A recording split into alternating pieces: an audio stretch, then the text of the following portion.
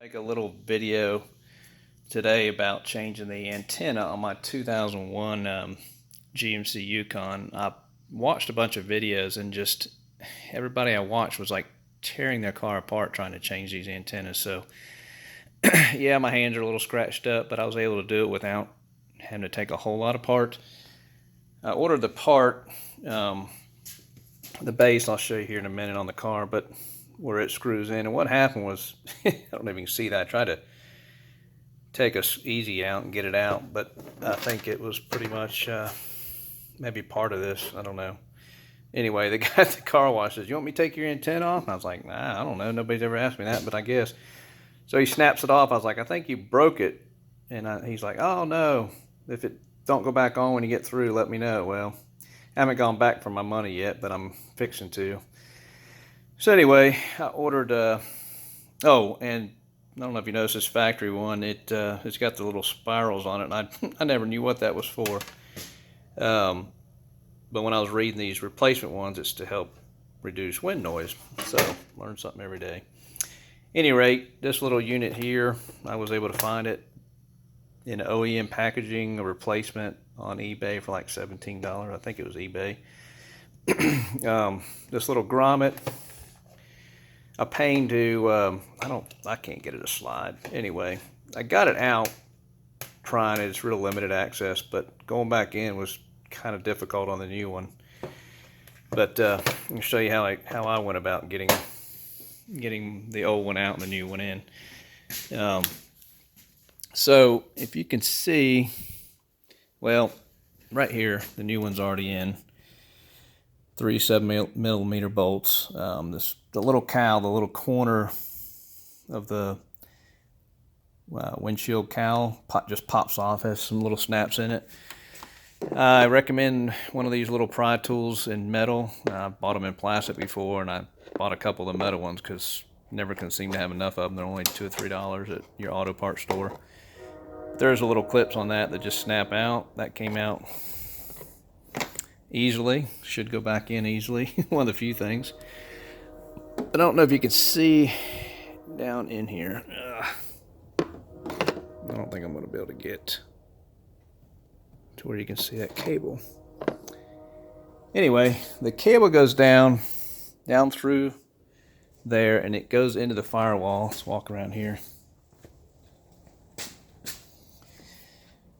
It is just about the bottom of this hinge is where it's coming through, and you can get your arm in there one way from the front, and I took my thumb and I was able to pull the grommet out. Now going back in, I used a little stubby screwdriver and flathead, not this Phillips, and then wedged it in there to where I think it's in there pretty good. But for me, the whole trick to not having to take the whole dash apart was, one, I noticed on some of the videos that these things just popped out, so that pry bar or screwdriver, and it just popped out of there. Get ready to put it back in. And of course your glove box, when you open the glove box, it just has this little tab to drop it on down. I thought about I was going to have to take the airbag out, but I did not have to. And what I did was, if you look up in here above this, there's a little module in here, which I do not recommend unclipping it. I did, and I have fought it. Couldn't get it clipped back in. Heck, this thing's an 01. She runs great, a couple 100,000 miles, but I zip tied it for now. But anyway, I took a string, mule tape, whatever you want to call it, unplugged the antenna. It plugs in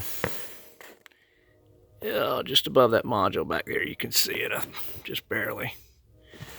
It's right back in there. Unplugs there, and then I took some electrical tape and taped a string to it, and I even used some lubricant on it for wire pulling, and I was able to make it long enough and get one of my kids out here to pull it out and then retape the new one and then pull it back in. Initially I pulled it upwards in this direction, and then I fed it back over. Another couple things that come in handy are these little, this one's a magnet and a grip tool, but little grip tool helped helped me maneuver it around after I got it through the first hole. And then these long needle nose pliers helped to hold one in while I pushed it back together. That's about it. I'm getting ready to snap back together and see how it sounds. If I get any more reception, then go down there and try to collect at least $40 from the guy and eat the labor, I guess. Chalk it up as a learning experience. Okay, so just a quick update. I went with a little shorter antenna, and these antenna kits now, these auto parts stores come with all kind of different adapters to make sure it'll work on your base.